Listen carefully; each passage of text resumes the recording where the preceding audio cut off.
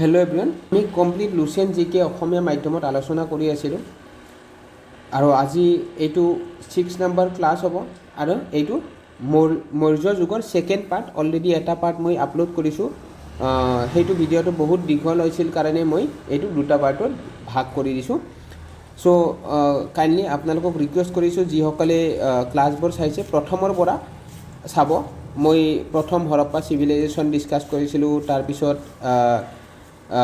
আমি বেদিক এজৰ বিষয়ে ডিছকাছ কৰিছিলোঁ, তাৰপিছত আমি 16 মহাজনপদৰ ওপৰত ডিছকাছ কৰিছিলোঁ, তাৰপিছত বুদ্ধিজিমৰ ওপৰত, জৈনিজিমৰ ওপৰত, তাৰপিছত মৌৰ্য যুগৰ ওপৰত আৰু এতিয়া মৌৰ্য যুগৰ আমি ছেকেণ্ড পাৰ্টটো। যোৱাকালি মই এটা লেকচাৰ আপলোড দিছিলোঁ যোনটোত মোক কমপ্লিট হোৱা নাছিলে, অলৰেডি কৈছোঁ বহুত দীঘলীয়া হৈ যোৱাৰ কাৰণে মই ইমান টাইম বহুত টাইম হৈ গ'লহেঁতেন। চ' সেইটো কাৰণে মই দুটা পাৰ্ট কৰিছোঁ। অ'কে, তো আজি যোৱাকালি আমি এইবোৰ পঢ়াইছোঁ, মানে মৌৰ্য যুগৰ অশোকাৰ বিষয়ে পঢ়িছোঁ, কেনেকৈ মৌৰ্য যুগৰ পতন হৈছে সেইবিলাকৰ বিষয়ে পঢ়িছোঁ। অ'কে, চ' বিভিন্ন তথ্য আমি যোৱাকালি পাইছোঁ লুচেণ্টৰ পৰা। তো আজি আমি মৌৰ্য যুগৰ প্ৰশাসন, ইকনমিক্স, তেখেতসকলৰ ইকনমি, তেখেতসকলৰ আৰ্কিটেকচাৰ কেনেকুৱা আছিল, চ' আটাইবোৰ আমি আজি কভাৰ কৰিম। তো তাৰপিছত আমি কুৱেশ্যনো কৰিম, য'ত আমাৰ কনচেপ্টৰ লগতে কিছুমান বস্তু ৰৈ গ'লে আমি কুৱেশ্যনৰ মাধ্যমেৰে সেইবিলাক কমপ্লিট কৰিম। অ'কে, বা কভাৰ কৰিম। চ' আহক আমি আজি ক্লাছটো আৰম্ভ কৰোঁ। মৌৰ্য প্ৰশাসনৰ বিষয়ে চাওঁ। কেন্দ্ৰীয় প্ৰশাসন, চেণ্ট্ৰেলাইজ এডমিনিষ্ট্ৰেশ্যন আছিলে। তো ৰজা আছিলে। যে মৌৰ্য চৰকাৰ আছিল এক কেন্দ্ৰীভূত আমোলতন্ত্ৰ যাৰ কেন্দ্ৰবিন্দু আছিল ৰজা। অ'কে, কৌটিল্য চাণক্যৰ মতে ৰাষ্ট্ৰৰ 7টা উপাদান সপ্তাংগ তত্ত্ব আছে। এইটো ইম্পৰ্টেণ্ট হয়, 7টা উপাদান কি আছে, এই 7টা উপাদানৰ ওপৰত কুৱেশ্যন আহে।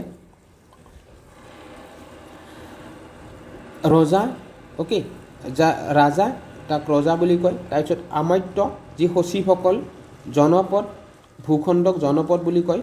দুৰ্গক চেমে কয়। কোচ, ৰাজকোচ, আৰু সেনাবাহিনী আৰু মিত্ৰ বন্ধু। অ'কে, এই কৌটিল্য অস্ত্ৰশাস্ত্ৰত চাণক্যৰ মতে এইকেইটা উপাদান আছে, সপ্তাংগ তত্ত্ব আছে। অ'কে, এই 7টা ইম্পৰ্টেণ্ট হয়। ৰজাক ৰাষ্ট্ৰৰ 7টা উপাদানৰ ভিতৰত আত্মা বুলি গণ্য কৰা হৈছিল। অ'কে, চ' নেক্সট, মন্ত্ৰী পৰিষদত কি আছিলে? ৰজাক মন্ত্ৰী পৰিষদে সহায় কৰিছিলে। অ'কে, যাৰ সদস্যসকলৰ ভিতৰত আছিল যুৱৰাজ কি হয়? অভিষেক কৰিব লগা ৰাজকুমাৰ। ছেকেণ্ড হৈছে পুৰোহিত, যি মুখ্য পুৰোহিত। অ'কে, নেক্সট সেনাপতি, সেনাপ্ৰধান, আৰু ফ'ৰ্থ কেইজনমান আন মন্ত্ৰী। অ'কে, তো এইসকলে ৰজাক সহায় কৰিছিল বিভিন্ন কাৰ্যত। মষ্ট ইম্পৰ্টেণ্ট হয়, গুৰুত্বপূৰ্ণ বিষয়াসকল কুৱেশ্যন সোধে, পদবী আৰু তেওঁলোকৰ কাম কি হয়, কাৰ্য, সেইবিলাক সোধে। অ'কে, সন্নিধতা কি হয়? মুখ্য কোষাগাৰ বিষয়া। নেক্সট, সমাহৰ্তা, ৰাজহ সংগ্ৰহক প্ৰধান। ব্যৱহাৰিকা ইম্পৰ্টেণ্ট হয়, ধৰ্মীয় ন্যায়ালয়ৰ মুখ্য ন্যায়াধীশ বা দেৱানী আদালত। অ'কে, এইটো প্ৰদেষ্টা, এই দুটা কনফিউজ নহ'ব, যি কণ্ঠসদন ন্যায়ালয়ৰ মুখ্য ন্যায়াধীশ হয়, বি ফৌজদাৰী আদালত হয়, মনত ৰাখিব। ধম্ম মহাপাত্ৰ, অশোকৰ দ্বাৰা সৃষ্টি কৰা এক নতুন পদবী। ধম্ম প্ৰচাৰ আৰু সাধাৰণ জনতাৰ ভৌতিক কল্যাণৰ যত্ন লোৱা, এই দুটা কাৰ্যৰে ক্ষমতাপন্ন।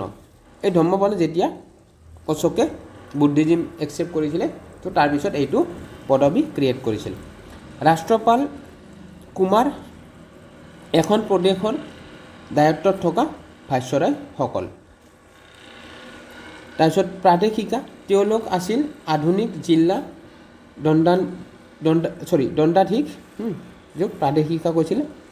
আৰু ৰাজুক, তেওঁলোক আছিল পৰৱৰ্তী কালৰ পাটোৱাৰী আৰু মাটি জৰীপ আৰু মূল্যায়নৰ বাবে দায়বদ্ধ। যুক্তা, জিলা পৰ্যায়ত এজন অধস্তন ৰজা বিষয়া। অ'কে, তাৰপিছত স্থানিকা, প্ৰাদেশিকাৰ পোনপটীয়া নিয়ন্ত্ৰণত থকা সংগ্ৰাহক বিষয়া। গোপা হিচাপৰ বাবে দায়বদ্ধ। তাৰপিছত নগৰাধিকাৰী কি হয় এইটো নগৰ প্ৰশাসনৰ দায়িত্বত থকা বিষয়া। তাৰপিছত ঐক্যপত্ৰাল কি হয় মহা হিচাপ পক্ষক অ'কে একাউণ্টেণ্ট জেনেৰেল ঠিক আছে। তাৰপিছত হিতাধ্যক্ষ কি হয় কৃষিৰ তত্ত্বাৱধান ঠিক আছে। তাৰপিছত পণ্যধ্যক্ষ বাণিজ্যৰ অধীক্ষক। তাৰপিছত সংস্থাধ্যক্ষ কি বজাৰৰ অধীক্ষক। তাৰপিছত পটবাধ্যক ওজন আৰু জোখ মাখৰ অধীক্ষক।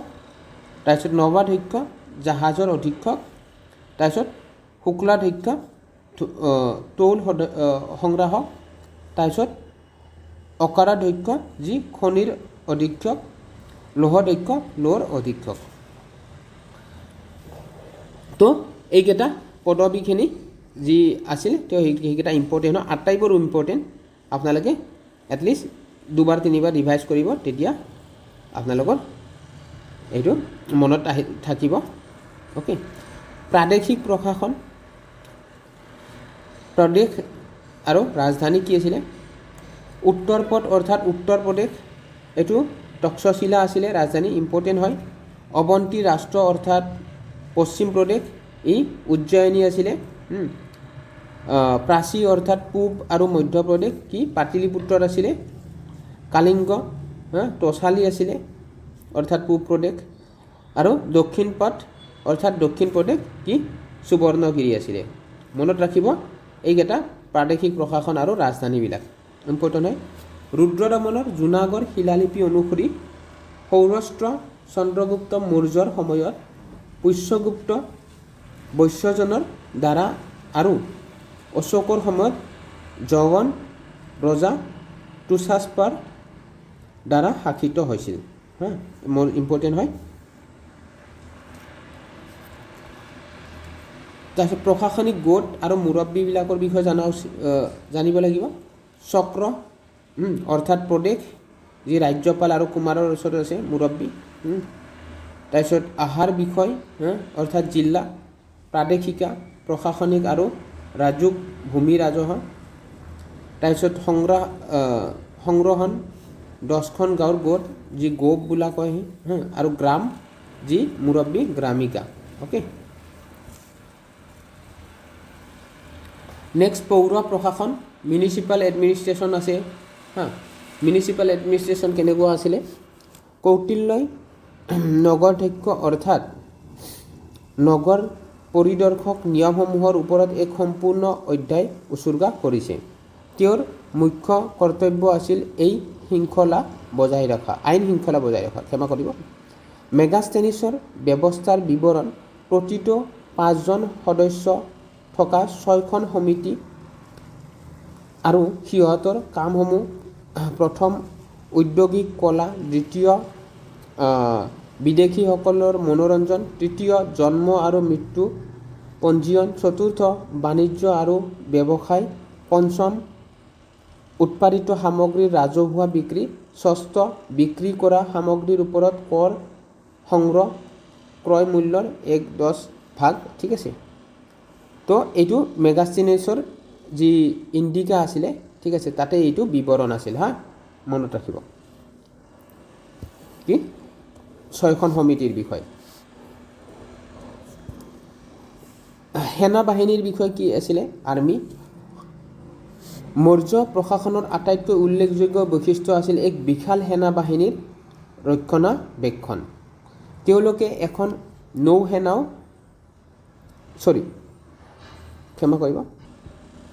নৌসেনা বজাই ৰাখিছিল।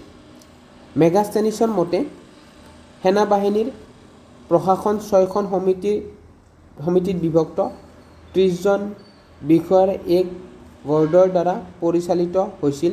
প্ৰতিখন সমিতিত 5জন সদস্য আছিল। তেওঁলোক হ'ল এই ইম্পৰ্টেণ্ট হয় কেইটা পদাধিক, তাৰপিছত অশ্বাৰোহী, হাতী, ৰথ, নৌসেনা আৰু পৰিবহণ অ'কে। মৌৰ্য যুগৰ সময়ত দুই প্ৰকাৰৰ গুড় পুৰুষ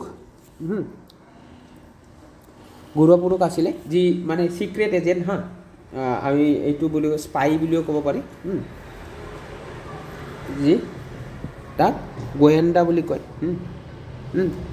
আৰু সংস্থান ঠিক আছে সংস্থান কি আছিলে সংস্থান যি স্থিৰ ষ্টেচনাৰী হয় মানে দুটা এটা হৈছে কি এটা মানে এই স্পাইবিলাক এজেণ্টবিলাক কি এটা স্থিৰ আছিলে আৰু এটা ঘূৰি ফুৰা আছিলে বিভিন্ন যেনেকৈ আমাৰ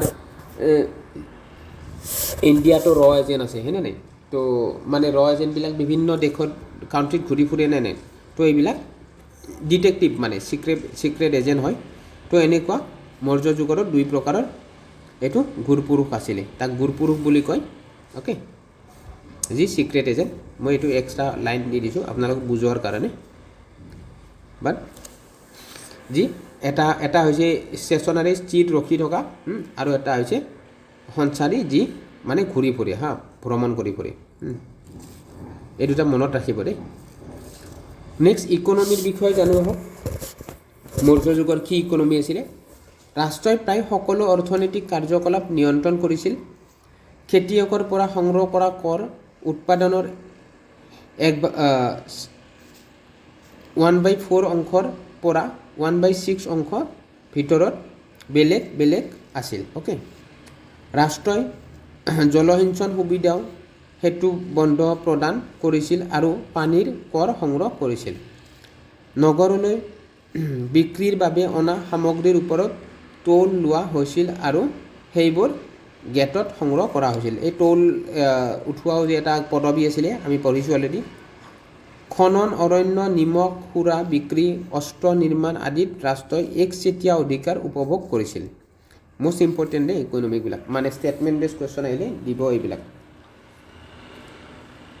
সহগুৰ গোৰখপুৰ জিলা উত্তৰ প্ৰদেশ তাম্ৰলিপি আৰু মহাস্থান বগৰা জিলা বাংলাদেশ লিপিত দুৰ্ভিক্ষৰ সময়ত গ্ৰহণ কৰিবলগীয়া সাহায্য বাসস্থান ক্ষমা কৰিব ব্যৱস্থাসমূহৰ বিষয়ে আলোচনা কৰা হৈছে এই দুখন সহগৌৰ যি গোৰখপুৰ জিলা উত্তৰ প্ৰদেশৰ তাম্ৰলিপি আছে আৰু মহাস্থান আমি যোৱাকালি ক্লাছটোত পঢ়িছোঁ যি বগৰা বাংলাদেশত আছে হা তাত মেনশ্যন আছে গুৰুত্বপূৰ্ণ বন্দৰসমূহ এইটো ভৰুকচ ভৰোজ ঠিক আছে আৰু সুপৰা পশ্চিম উপকূল বংগৰ তাম্ৰলিপিত পূব উপকূল অ'কে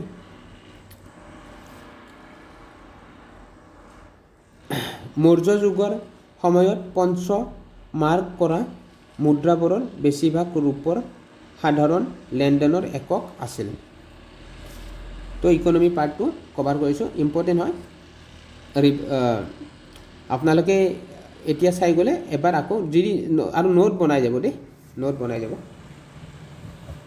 বনাই কাৰণ চাওক এটলিষ্ট নিজে যেতিয়া নোট বনাব না চাওক আপুনি যদি ভাবে কি মই PDF পঢ়িম কিবা কৰিম তেতিয়া মানে নহয় না PDFটো জমা কৰি থোৱা যেনে হয় ঠিক আছে তো মই ৰিকুৱেষ্ট কৰিছোঁ যিসকলে চাইছে আপোনালোকে নোটছ বনাই যাব নোটছ যিমানেই বনাব না আৰু মই যি চাওক আপোনালোকৰ প্ৰিপেৰেশ্যন যোনে কোনোবাই যদি APSCৰ কাৰণে প্ৰিপেয়াৰ কৰিছে সকলো ধৰণৰ নোট বেলেগ বেলেগ হ'ব ঠিক আছে কোনোবাই যদি ADRE আসাম পুলিচৰ কাৰণে প্ৰিপেয়াৰ কৰিছে তো তেখেতসকলৰ কাৰণে অলপ বেলেগ ধৰণৰ নোট আপোনালোকে মূল পইণ্টবিলাক কৰিব হা APSCৰ কাৰণে কৰিব হ'লেতো পূৰা ডেপথত পঢ়িব লাগিব আমি হা তো আমি গতিকে আটাইবোৰৰ কাৰণে ইয়াতে আছে চ' মই সেইটো কাৰণে এইটো আণ্ডাৰলাইন কৰি যাম ঠিক আছে কিছুমান ইম্পৰ্টেণ্ট পইণ্ট আৰু বহুত গোটেই লুচেণ্টটোতো মুখস্থ কৰিব নালাগে বাট কিছুমান পইণ্ট আমি মুখস্থ কৰিব লাগে অ'কে মনত ৰাখিব লাগে আৰু সেইটো কাৰণে আমি 1/1 যেতিয়া চিৰিয়েলি আমি পঢ়ি যাম তেতিয়া আমাৰ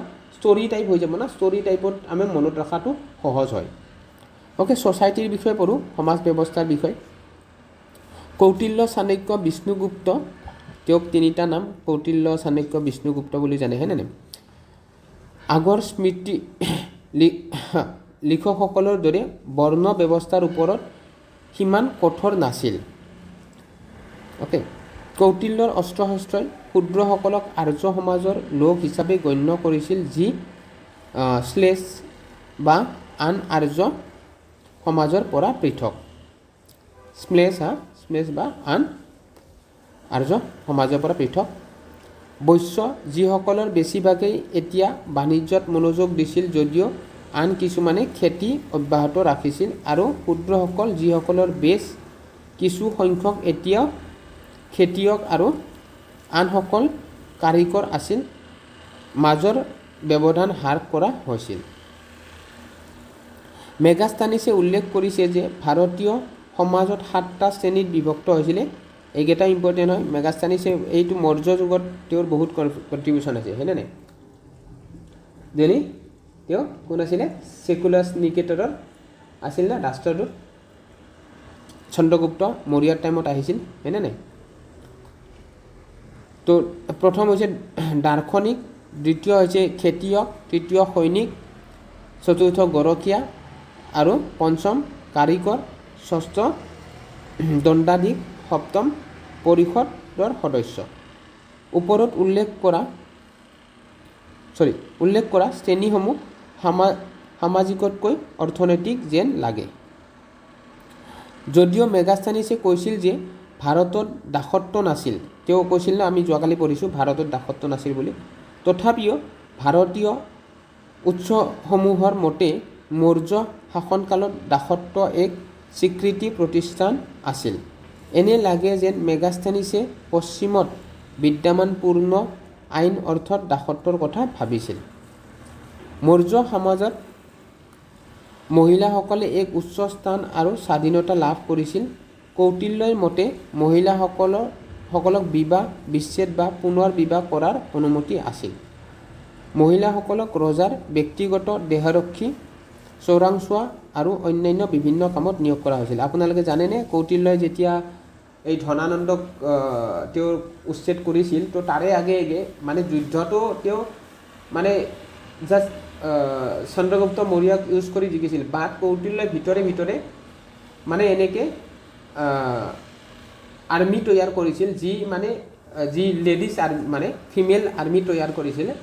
তেওঁ সেই যি ধনানন্দৰ আৰ্মিৰ লগত মানে সোমোৱাই কিনে তেওঁলোকে মানে এনেকুৱা মুখত বিষ লৈ কিনে ছাপ'জ মানে বহুত মানে কূটনীতি কৰিছিল বহুত কূটনীতিৰ মাধ্যমেৰে আৰু বহুতক মানে মানে সেই ডাইভাৰ্ট কৰি দিছিলে, ধনানন্দৰ বিৰুদ্ধে মানে কৈ দিছিলে, ঠিক আছে। তো এনেকৈ সেই লেডিজ আৰ্মি এটা তেওঁ ক্ৰিয়েট কৰিছিল কৌটিল্যই ধনানন্দক হৰুৱাৰ কাৰণে। এতিয়া মৌৰ্য শিল্পৰ বিষয়ে আমি পঢ়োঁ। আশা কৰোঁ সকলোৱে ভালদৰে বুজিব পাৰিছে।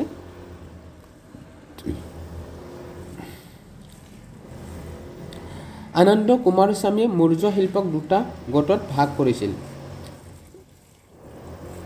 ৰাজকীয় দৰবাৰী শিল্প, লোক বা জনপ্ৰিয় শিল্প। চন্দ্ৰগুপ্ত মৌৰ্যৰ ৰাজপ্ৰসাদ কুমাৰহাট, পাটনাত আৰু পাটলিপুত্ৰৰ নগৰ, অশোকৰ স্তম্ভ, গুহা স্তূপ ইত্যাদি। তো এইবিলাক ৰাজকীয় শিল্প আছিলে। অ'কে, তাৰপিছত লোকশিল্প কি আছিলে? যক্ষিণী ইত্যাদিৰ মূৰ্তি শিল্প যেনে এইটো পৰশমৰ যক্ষ, মথুৰা, তাৰপিছত বেনজগড়, বিদিশাৰ যক্ষিণী, এইটো মধ্যপ্ৰদেশ। অ'কে, তাৰপিছত দিদাৰগঞ্জৰ চনগড় ধাৰী যক্ষিণী, এইটো পাটনা। তাৰপিছত টেৰেকটাৰ সামগ্ৰী। তৃতীয়তে আছে সম্ৰাট অশোকৰ খোদিত শিলৰ প্ৰতিকৃতি, ক্ষমা কৰিব, সম্ৰাট অশোকৰ ভঙা ভাস্কৰ্য। তাৰপিছত এইটো কনগনহাল্লি কৰ্ণাটকত আছে। অ'কে, নেক্সট মৌৰ্যসকলে অশোকৰ দিনত বৃহৎ পৰিসৰত শিলৰ কাম আৰম্ভ কৰিছিল। আপোনাৰ জানে অশোকে বহুত যেনেকৈ ৰক এডিক্ট কৰিছিল হয়নে নাই।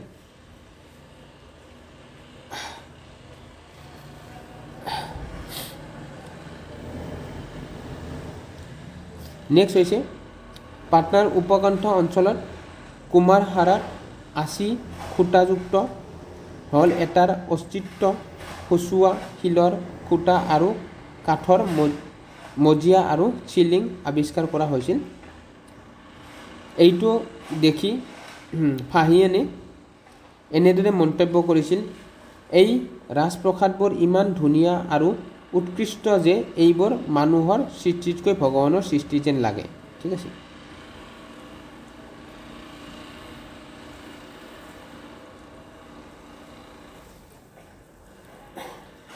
নেক্সট আহক, এই সাৰনাথৰ শচীৰ বিষয়ে কুৱেশ্যন হয়। সাৰনাথ আৰু শচীৰ 4টা সিংহৰ ৰাজধানী আছে, লায়ন কেপিটেল আছে যি সাৰনাথ আৰু শচীৰ। ঠিক আছে। সাধাৰণ ক্ষমা কৰিব কিবা হৈছে।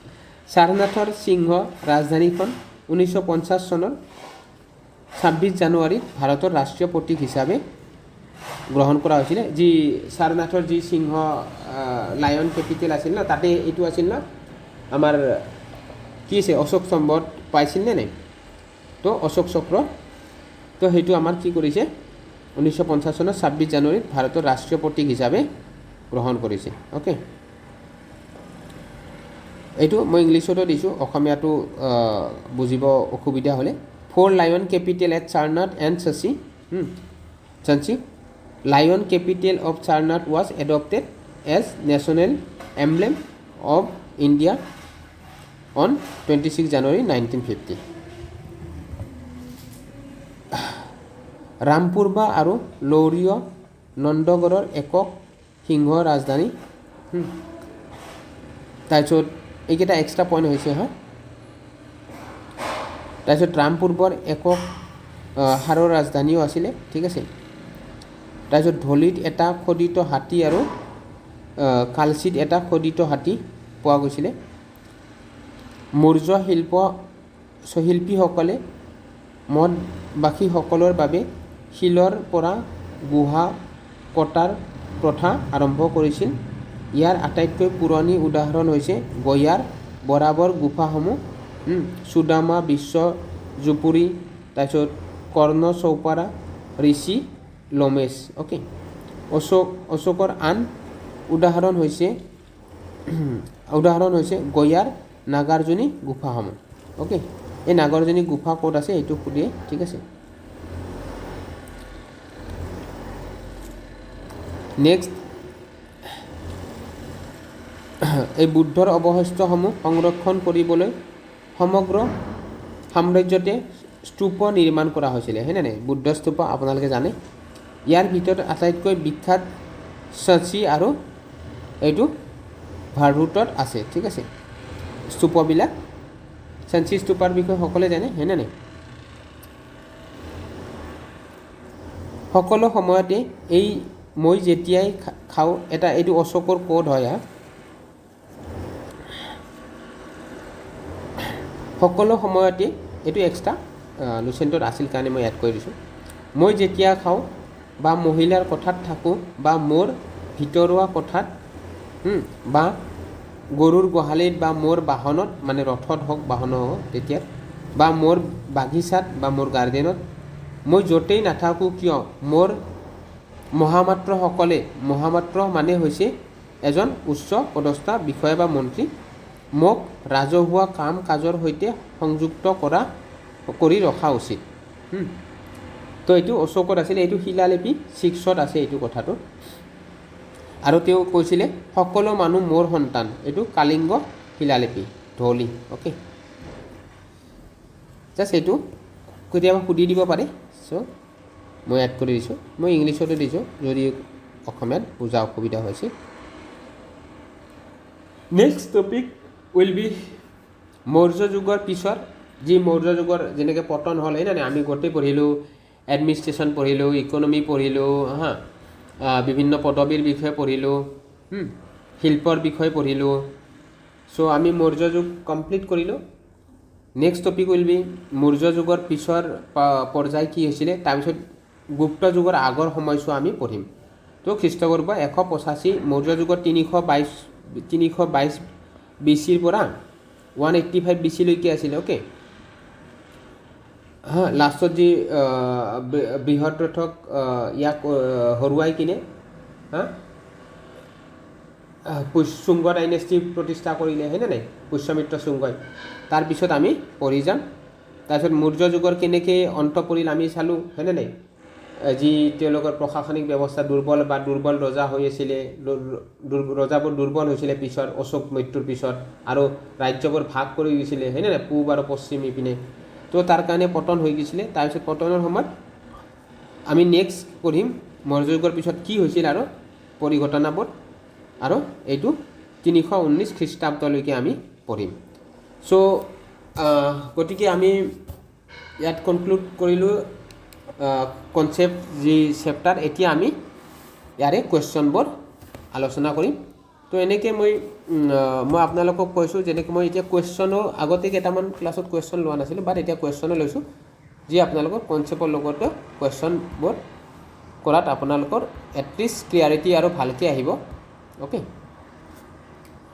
চ' প্ৰথম কুৱেশ্যন হৈছে, মই ডাইৰেক্ট ওৱান বাই ওৱান কৈ যাম, যিহেতু আমি পঢ়িছোঁ তাৰ ওপৰতে কুৱেশ্যন আহিব, ঠিক আছে, যি ওপৰত দিয়া আছে তথ্য তাৰে ভিতৰতে। গতিকে আপোনালোকে ওৱান বাই ওৱান মই কৈ যাম, এক্সট্ৰা আৰু মই এক্সপ্লেইন নকৰোঁ, নাইবা দীঘল হৈ যাব আৰু ক্লাছটো, বহুতটা কুৱেশ্যন আছে।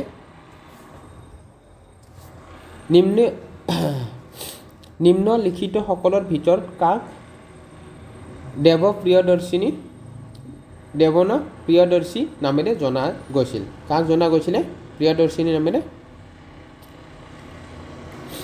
অশোকক জনা গৈছিলে, হয়নে নাই? জেমছ প্ৰিন্সেপে যি তাৰ সেইটো পাইছিলে, অশোকৰ বহুত লিপি পাইছিলে, তো তাতে পাই গৈছিলে। আমি অলৰেডি পঢ়িছোঁ এইবিলাক। প্ৰিয়দৰ্শিনী, দেৱন প্ৰিয়দৰ্শিনী। চন্দ্ৰগুপ্ত মৌৰ্যৰ বিখ্যাত শিক্ষক চাণক্য নিম্নলিখিত কোনটো শিক্ষা কেন্দ্ৰৰ সৈতে জড়িত আছিল? কোনটো শিক্ষা কেন্দ্ৰৰ সৈতে জড়িত আছিলে? তক্ষশিলা, আমি অলৰেডি পঢ়িছোঁ।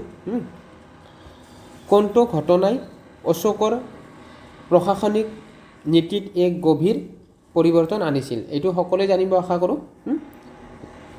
কালিংগ যুদ্ধই কৰিছিল, হয়নে নাই? তেওঁ পিছত মানে শান্তিবাদী হৈ গ'ল। মই এক মোমেণ্ট 1 ছেকেণ্ডমান ৰৈ দিম, আপোনালোকে চেষ্টা কৰিব কুৱেশ্যনবোৰ দিব। আৰু টোটেল ইয়াতে 21টা কুৱেশ্যন আছে। চ' মই ক্লাছটো শেষ হোৱাৰ কাইণ্ডলি ৰিকুৱেষ্ট কৰিছোঁ, আপোনালোকে কমেণ্ট কৰি জনাব আপোনালোকৰ কেইটা শুদ্ধ হৈছে, বা আউট অফ 21 কিমানটা আপোনালোকৰ কাৰেক্ট হৈছে। আপোনালোকে লিখি দিব জাষ্ট কমেণ্টত, আউট অফ 21 মোৰ 15টা হৈছে, 20টা হৈছে, বা মই পূৰা 21টা হৈছে, আপোনালোকে কৈ দিব। শশীৰ মহান স্তূপ ক'ত অৱস্থিত? ক'ত অৱস্থিত আমি অলৰেডি পাইছোঁ, মধ্যপ্ৰদেশত অৱস্থিত। অ'কে, অশোকক বুদ্ধ ধৰ্ম গ্ৰহণ কৰিবলৈ প্ৰভাৱিত কৰা সন্যাসীজন কোন আছিল? কোনে কৰিছিলে? উপগুপ্ত আছিলে, হয়নে নাই? আৰু তেওঁ আৰু কি কৰিছিলে উপগুপ্তই, কওকচোন?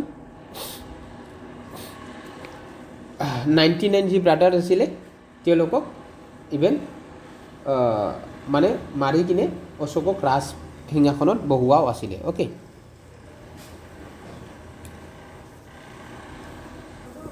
ক্ষমা কৰিব, তেওঁতো মই গুপ্ত মই পাহৰি গৈছিলোঁ। তেওঁৰ নাম আছিলে ৰাধাগুপ্ত আছিলে।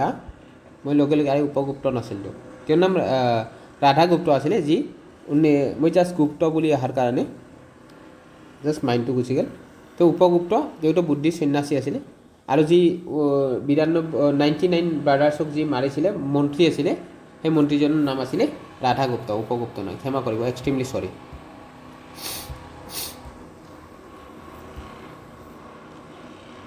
নেক্সট হৈছে 6 নম্বৰ, নিম্নলিখিত কোনটো অশোকৰ সাৰনাথ সিংহ ৰাজধানীৰ আবেকাষত দেখা নাযায়?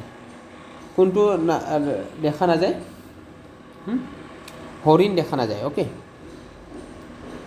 বাকী মানে ষাঁড়, হাতী, ঘোঁৰা, সিংহ দেখা যায়, ঠিক আছে, আমি পাইছিলোঁ, হয়নে নাই? নেক্সট, ভাৰতৰ নিম্নলিখিত কোনজন ঐতিহাসিক ব্যক্তিত্ব বিষ্ণুগুপ্ত নামেৰে জনা যায়? কাক জনা যায়? বিষ্ণুগুপ্ত, চাণক্য, তেওঁৰ নাম কি? কৌটিল্য আৰু বিষ্ণুগুপ্ত বুলিও কোৱা হয়, হয়নে? মেগাস্থানিছ নিম্নলিখিত কোনজন ৰজাৰ ৰাষ্ট্ৰদূত আছিল? কোনজন ৰজাৰ ৰাষ্ট্ৰদূত আছিলে? চেলুকাছ, আমি অলৰেডি পঢ়িছোঁ, যি চন্দ্ৰগুপ্ত মৌৰ্যৰ সময়ত পঠাইছিল। নিম্নলিখিত কোনটো ভাৰতৰ আটাইতকৈ পুৰণি ৰাজবংশ আছিলে? কোনটো? মৌৰ্য, গুপ্ত, কুষাণ নে কানৱা? মৌৰ্য হ'ব তাৰপিছত গুপ্ত আহে হয়নে নেকি আমি এই গুপ্ত আমি পঢ়িম নেক্সট ছেশ্যনত কুষাণা পিছত আহে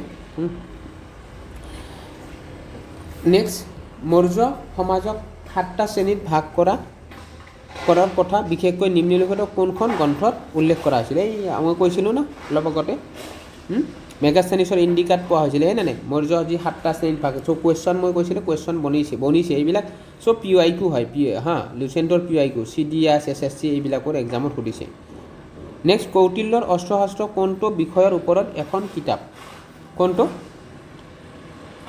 অৰ্থনৈতিক সম্পৰ্ক ৰাজ্য পৰিচালনা নীতি আৰু পদ্ধতি কাৰেক্ট এনচাৰ হ'ব ৰাজ্য পৰিচালনা নীতি আৰু পদ্ধতিৰ ওপৰত ঠিক আছে সিন্ধু গংগা আৰু যমুনাৰ উপত্যকাসমূহ প্ৰথমবাৰৰ বাবে কাৰ ৰাজনৈতিক কৃতিত্বৰ অধীনলৈ অনা হৈছিল কাৰ অনা হৈছিলে চন্দ্ৰগুপ্ত মৌৰ্যৰ কৃতিত্বলৈ অনা হৈছিলে ওকে নিম্নলিখিত কোন ঠাইত কেনো অশোকৰ শিলালিপি নাই কোন ঠাইত শিলালিপি নাই বহুতটা ঠাইত শিলালিপি পোৱা গৈছে পাটলিপুত্ৰত নাই ওকে যেনেকৈ আমি কি পঢ়িছিলোঁ আগতে গিৰিনাৰত পোৱা গৈছিলে হয়নে নাই তাৰপিছত এইটো কুন্দাহাৰত পোৱা গৈছিলে গ্ৰীক আৰু আৰামিক ভাষাত দ্বিভাষিক শিলালিপি পোৱা গৈছে হয়নে নাই কিন্দাৰত পোৱা গৈছিলে গিৰিনাৰত পোৱা গৈছিলে হয়নে নাই কিন্দাৰত কি আছিলে গ্ৰীক আৰু আৰামিক ভাষাত আছিলে হয়নে নাই আৰু ট্ৰপাটো আছিলে হয়নে নাই যি মুখ্য স্তম্ভ শিলালিপি থকা দেখা গৈছিলে চ' পাটলিপুত্ৰত পোৱা নাছিলে অশোকে তেওঁৰ সাম্ৰাজ্যত ন্যায় প্ৰশাসনৰ বাবে নিম্নলিখিত কাৰ সৈতে নিযুক্তি দিছিল আমি অলৰেডি পঢ়িছোঁ এইবিলাক ন্যায় প্ৰশাসনত ৰাজুকাৰ বিষয় দিছিলে ওকে দায়িত্ব দিছিলে চ' অশোক মানে কি ৰাজুকা নামৰ বিষয়সকলক কি দিছিলে সাম্ৰাজ্যত ন্যায় প্ৰশাসন আইন শৃংখলা ৰক্ষা কৰিবৰ কাৰণে ক্ষমতা প্ৰদান কৰিছিল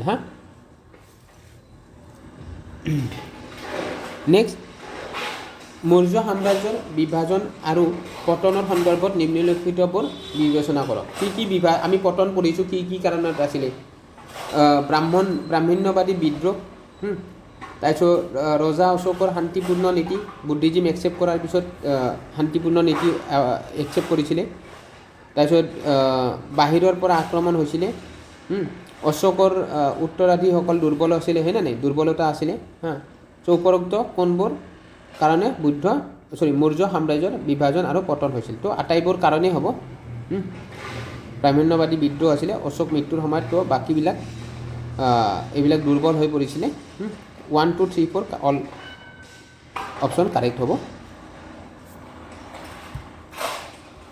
নেক্সট আমি যাওঁ 15 কৰিলোঁ 16 আমি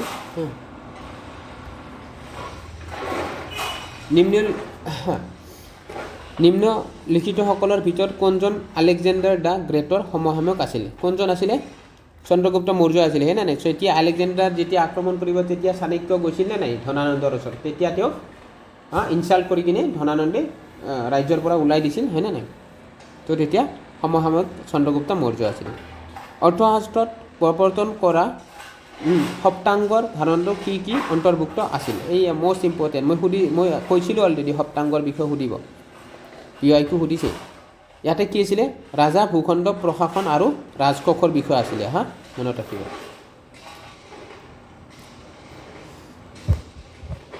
সংগীত নৃত্য এইবিলাক নাছিলে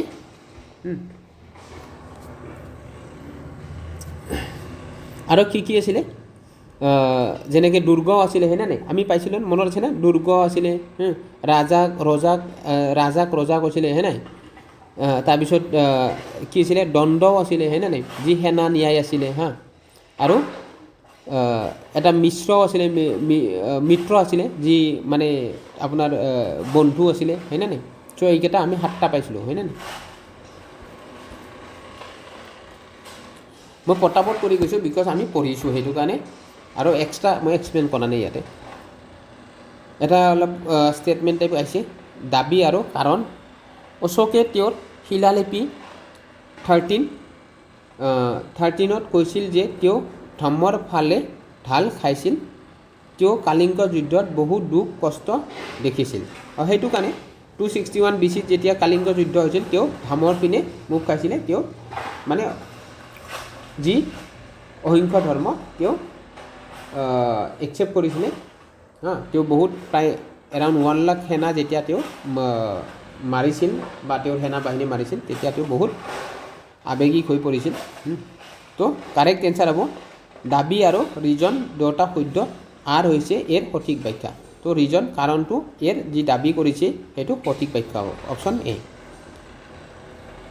অশোক কোনটো ৰাজবংশৰ আছিল এইটো আৰু চিলি কোৱেশ্চন দিছে এইটো দিছোঁ আৰু মই কোৱা নাই আৰু এইটো নেক্সট অশোকৰ কোনখন শিলালিপিয়ে কালিংগা যুদ্ধৰ ভয়াৱহতাৰ বিৱৰণ আগবঢ়ায় ইম্পৰ্টেণ্ট হয় কোনটো শিলালিপিত পোৱা গৈছে 13 শিলালিপিত পোৱা গৈছিলে কালিংগ যুদ্ধ আমি পঢ়িছোঁ হয়নে নাই কালিংগ যুদ্ধ যি শিলালিপি আছিলে টোটেল 14খনত আছিলে হয়নে নাই তো 13খন শিলালিপিত 13 নম্বৰ শিলালিপিত এই কালিংগ মই কৈছিলোঁ নে এই কোনটো শিলালিপিত কি পোৱা যায় APIQ হয় এইটো সুধিছে চাওক নেক্সট চ' আৱাৰ লাষ্ট কুৱেশ্যন চ' এইটো মই হোমৱৰ্ক দিছোঁ আপোনালোকে কাইণ্ডলি এইটো মোক কমেণ্ট ছেকশ্যনত কমেণ্ট কৰিব মৌৰ্য সাম্ৰাজ্যৰ সময়ত এখন জিলাৰ আহাৰ মুৰব্বী ৰাজহৰ মুখ্য আমি অলৰেডি পঢ়িছোঁ এইটো সমন্বয়ক আৰু তেওঁৰ এলেকাত সাধাৰণ আৰু সামৰিক কাৰ্যৰ দায়িত্বত থকা বিষয়াজনক কি নামেৰে জনা গৈছিল আমি অলৰেডি পঢ়িছোঁ অলপ আগতে আমি পঢ়িছোঁ এইটো বস্তু আপোনালোকে কাইণ্ডলি এইটো আনচাৰ কৰিব কমেণ্ট ছেকশ্যনত so' thank you so' much আমি প্ৰায় 36 মিনিটত আমি ক্লাছটো সামৰণি কৰিলোঁ নেক্সট আমি অলৰেডি মেনশ্যন কৰিছোঁ মই গুপ্তা প্ৰি গুপ্তা আৰু লেটাৰ মৌৰ্য এজৰ বিষয়ে আমি পঢ়িম চ' কাইণ্ডলি আপোনালোকক ৰিকুৱেষ্ট কৰিছোঁ চেনেলটো কাইণ্ডলি পাৰিলে আপোনালোকে ছাবস্ক্ৰাইব কৰিব লাইক শ্বেয়াৰ কৰি থাকিব থেংক ইউ লগ পাম নেক্সট ক্লাছত